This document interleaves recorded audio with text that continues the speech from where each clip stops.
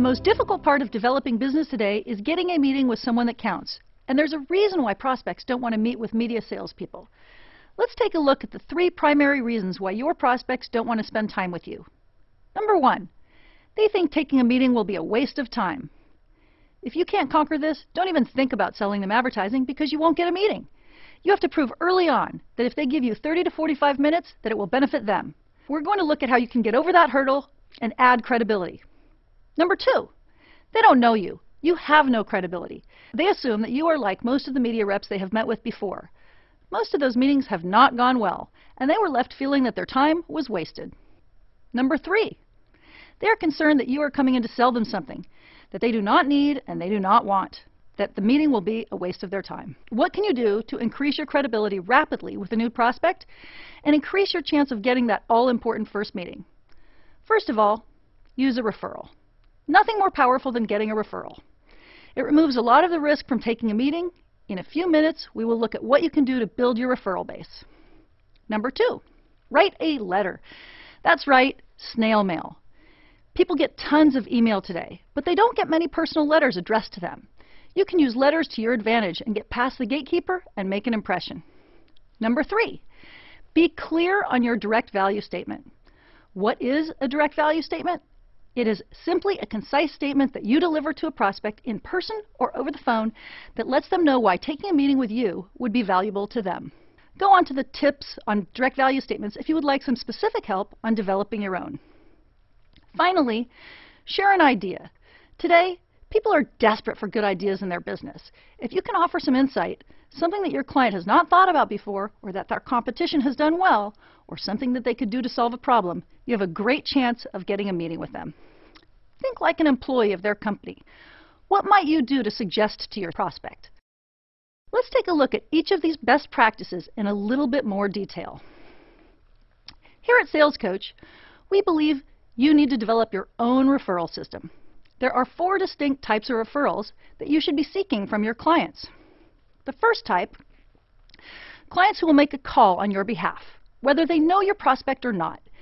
They give you credibility and give them rationale why to meet with you. Second type, clients who will take a call. You suggest to your prospect that you have clients that would be happy to talk to them and offer phone numbers.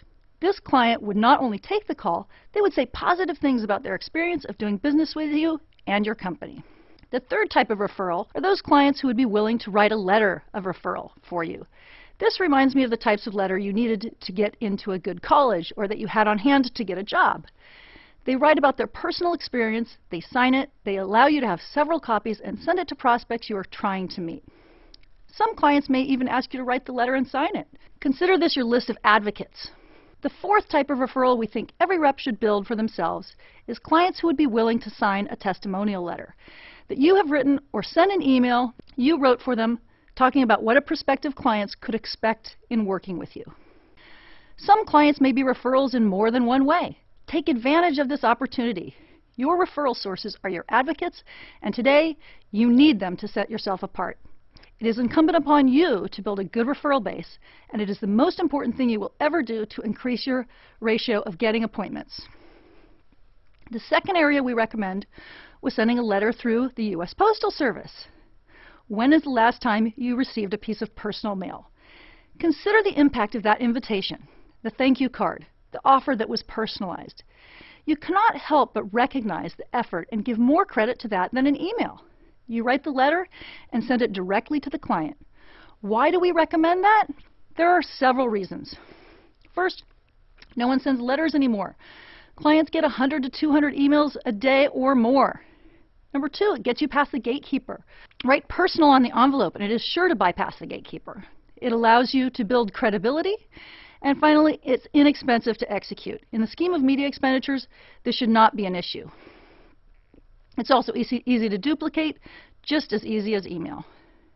Here's an example of a letter we think is a good one to request a meeting. It's in your system. You also can download examples and templates for yourself if you need a place to start. All you have to do is click on the icon that says Link to Letter. You can see an example of it and download it and edit it to your liking.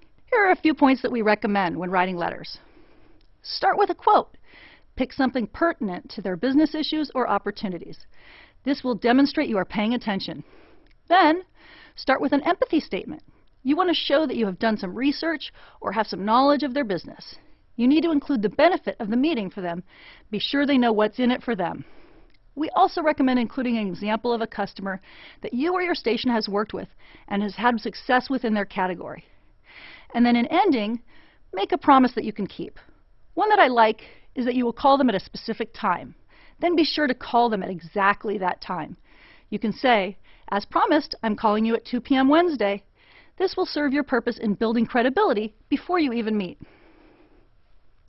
The third thing you can do, which may fall in the body of your letter or be in a voicemail or in a live conversation, is use a direct value statement. A direct value statement is a succinct statement, probably 2 sentences. It tells your prospect who you are, what you do, and how the prospect will benefit. To see some examples of these, go to the tip on creating your own direct value statement. The fourth and final suggestion that we had was to share an idea. Clients truly are desperate for good ideas.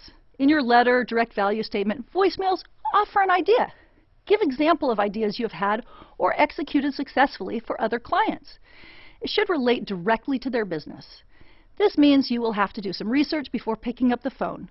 Wouldn't you expect that if someone was calling on you to help increase your business? Finally, a word of caution. Deliver only the top line of the idea. You don't want to lose them in the details up front and give it away. Let them ask questions. Then you know they're interested. To start building your own personal sales coach, click on the icons, download these ideas, and get ready to get in the door more.